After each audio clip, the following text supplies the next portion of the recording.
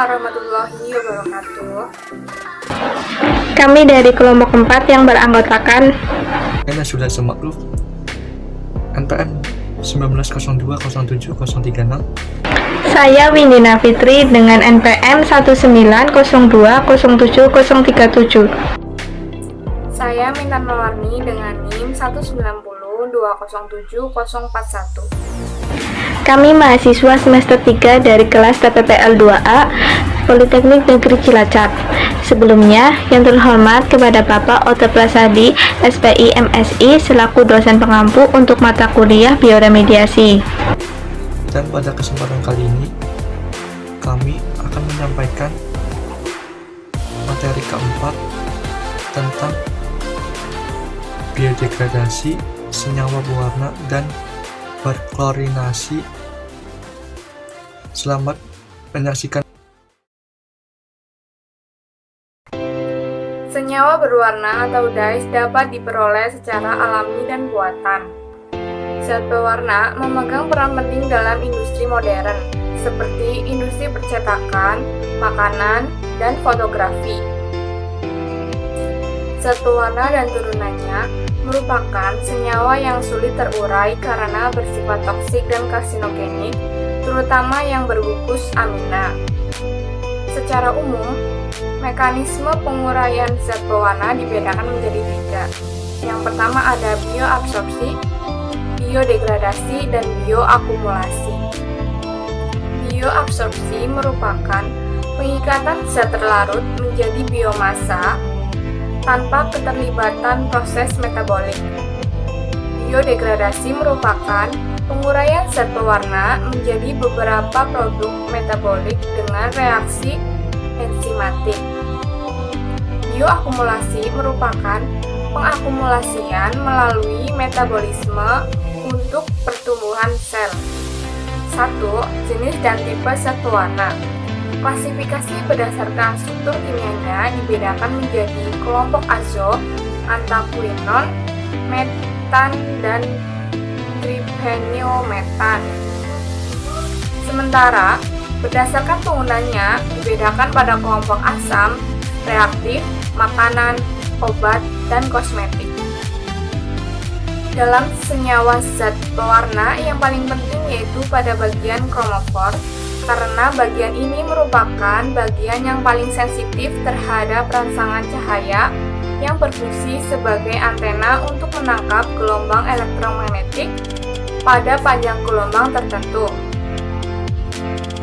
2. Mekanisme aksi perombakan.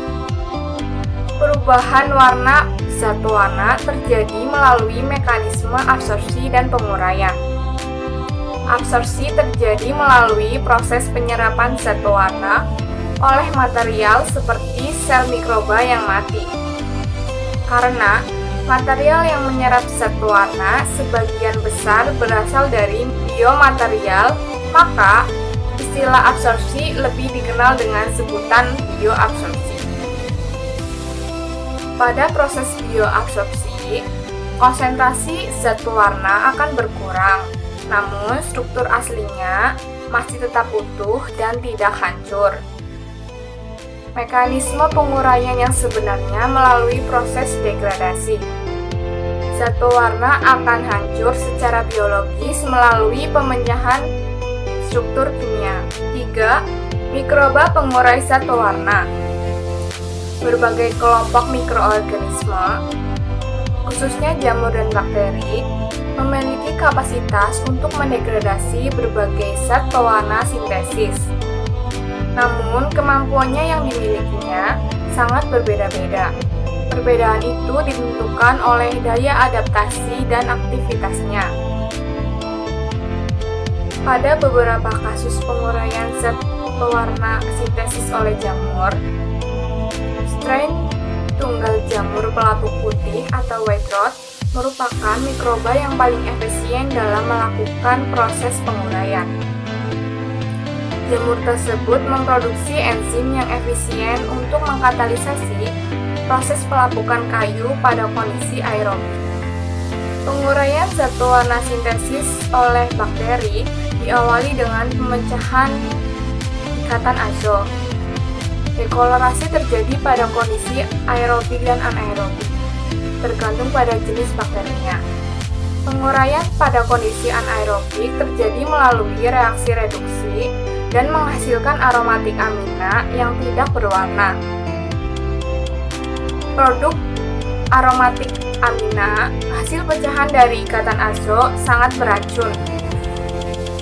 Dengan berpegang pada konsep aerobik dan anaerobik, zat pewarna harus melalui dua fase penguraian, yaitu yang pertama fase reduksi, menghasilkan aromatik amina, dan yang kedua fase oksidasi dari produk turunan yang dihasilkan dari fase 1. Berikut tabel dari beberapa jamur dan bakteri pengurai zat pewarna.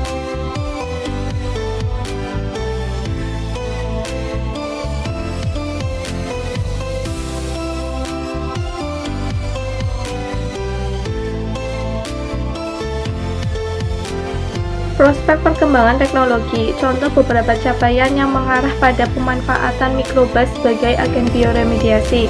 Yang pertama, melalui isolasi enzim. Aplikasi degradasi ini menjadi sangat mudah dan sederhana, di mana laju degradasi berkorelasi positif dengan peningkatan enzim yang diaplikasikan. Enzim-enzim yang dimanfaatkan secara langsung harus terlebih dahulu diisolasi atau dimurnikan. Enzim lakase dari Pinoporus cinnamomum, mangan peroksidase dari Rhamnosus versicolor, dan lignin peroksidase dari Phanerochaete chrysosporium yang secara cepat mampu kurang dari 1 jam mengurai zat pewarna, menurut Schleibeck et al. Tahun 2000. Yang kedua, melalui rekayasa genetik. Pada kondisi tertentu, mikroba akan mengalami proses aklimatisasi yang mengarah pada proses evolusi, di mana mikroba akan meningkat kemampuannya jika konsentrasi polutan ditingkatkan secara bertahap dan teratur. Mikroba yang tahan terhadap polutan yang berkonsentrasi tinggi akan mengalami evolusi. Mereka akan menemukan dan menentukan mekanisme atau jalur penguraian. Evolusi ini diekspresikan oleh gen pembawa sifat dan enzim yang paling bertanggung jawab dalam proses degradasi.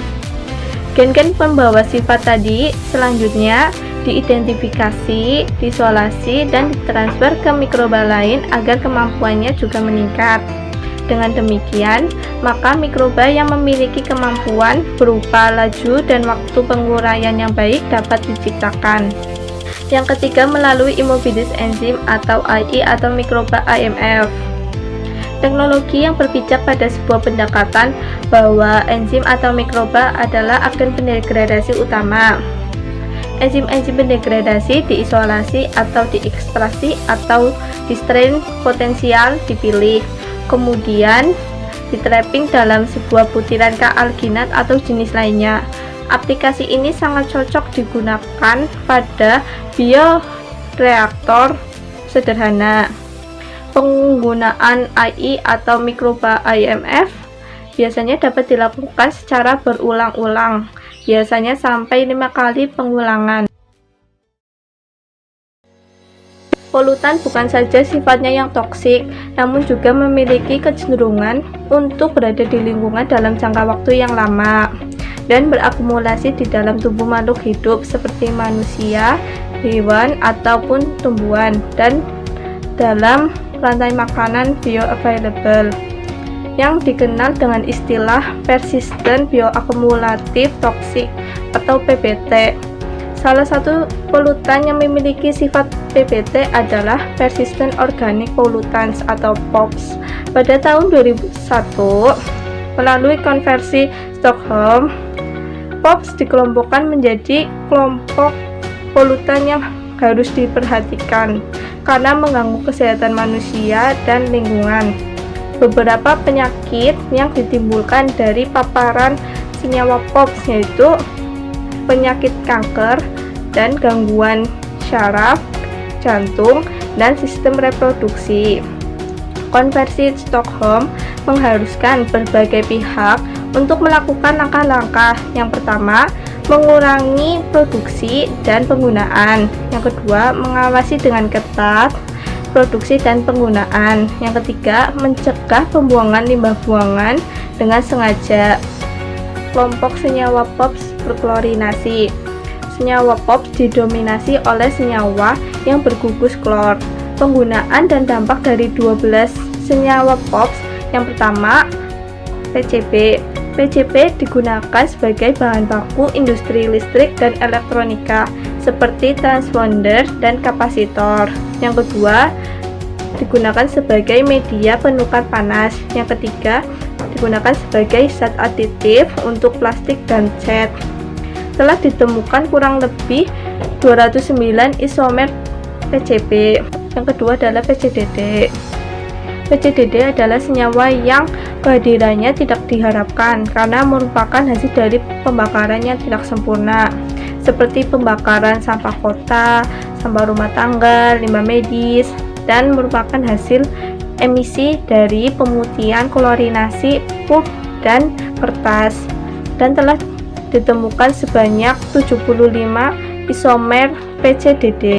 Yang ketiga, PCDF atau yang lebih dikenal dengan istilah Vitan. Sumber, struktur, dan dampak negatif dari PCDF hampir sama dengan PCDD dan telah ditemukan kurang lebih 135 isomer PCDF. Yang keempat, DDT. DDT digunakan pada Perang Dunia Kedua untuk melindungi para tentara dari penyakit yang diakibatkan oleh serangga seperti malaria. Namun pada tahun 1960 sampai 1970-an, DDT mulai digunakan untuk pertanian insentif, yang dimana mengakibatkan populasi burung menurun secara drastis. 5. Altrin adalah senyawa penyusun pestisida yang digunakan untuk mengontrol rayap, cacing menusukkan akar, belalang, dan serangga lainnya. 6. Diltrin adalah senyawa penyusun pestisida terutama pencegahan penyebaran rayap. Sangat beracun terutama untuk burung dan ikan. 7. Endrin adalah senyawa penyusun insektisida yang paling banyak dipakai untuk mengendalikan serangga dan binatang pengerat lainnya. 8. Klordane adalah senyawa penyusun insektisida yang paling banyak dipakai untuk mengendalikan rayap lebih cepat terurai rentan waktu 1 tahun. 9. Aptekalor adalah senyawa yang digunakan untuk mengendalikan populasi semut api, rayap, dan nyamuk. 10. Mirek adalah senyawa yang digunakan untuk mengendalikan populasi semut api dan rayap dan sebagai bagian dari komponen bahan bakar dari karet, plastik, dan barang-barang elektronik. Mirek sangat stabil di lingkungan dan bertahan hingga lebih dari 10 tahun. 11. Tosapen adalah insektisida yang banyak digunakan di Amerika Serikat pada tahun 1970-an. Digunakan untuk melindungi produk pertanian seperti gandum, kapas, dan sayuran. Tosapen bertahan di lingkungan hingga 12 tahun, sehingga menyebabkan kehidupan air sangat terganggu. 13. Hexachlorobenz (HCB) pertama kali dikenal pada tahun 1940-an. Digunakan untuk melindungi biji-bijian dan membunuh jamur yang merusak tanaman. Gambar struktur kimia 12 senyawa persistence organic pollutants POPs hasil observasi menurut Stockholm tahun 2001. 2. Mekanisme aksi perombakan. Mekanisme aksi penguraian senyawa POP atau senyawa berkoordinasi dengan gugus halon sangat tergantung pada metode penguraian yang digunakan, fisik, kimia, atau biologis. Untuk proses secara biologis sangat ditentukan oleh enzim yang diproduksi berperan aktif dalam proses penguraian. Secara umum, enzim yang diproduksi berperan dalam sebuah reaksi untuk proses perombakan yang sangat kompleks, meliputi neutralisasi pada posisi tertentu tanpa mengganti gugus kalon, neutralisasi dalam bentuk gugus kalon, serta melakukan pemecahan dan membuka dioksin. Berdasarkan Saka tahun 2010, jika mikroba penguraian pada mikroba menunjukkan kemampuannya untuk mengurai senyawa berkoordinasi sebanyak 38% dan 11 kendaraan jamur diplotik memiliki kemampuan untuk mengurangi PCTF menjadi satu atau lebih isomer monohidroksilat PCTF melalui aksi dari enzim monooksigenase berdasarkan Hammer dan Square tahun 1997. 4. Prospek perkembangan teknologi. Uraian yang mempertegas tentang peran mikroba dalam penguraian senyawa berkoordinasi dapat dikatakan masih sedikit dibandingkan dengan polutan lainnya. Hal ini dikarenakan sebagian besar senyawa berkoordinasi sangat resisten meskipun dalam presentasi yang kecil, kurang dari 1 ppm. Penelitian dengan menggunakan substrat berkonsentrasi kecil memerlukan alat analisis yang lebih modern, tidak hanya untuk mengidentifikasi substrat itu, tetapi juga senyawa turunannya yang konsentrasinya jauh akan lebih kecil dan lebih berbahaya. Namun penelitian tersebut harus dilakukan untuk mengetahui dan mendapatkan informasi tambahan tentang fungsi organisme selama mereka hidup, memanfaatkan dan mentransformasinya melalui pendekatan proteonik. Enzim yang berperan dalam fermentasi akan terperangkap dalam vaksinasi melalui genom ekspresi protein. Sekecil apapun konsentrasi yang diberikan, responnya akan terlihat bagaimana organisme mengurai dan menemukan jalur penguraiannya, termasuk memberikan petunjuk bagaimana cara yang dapat dilakukan untuk meningkatkan laju degradasi tersebut.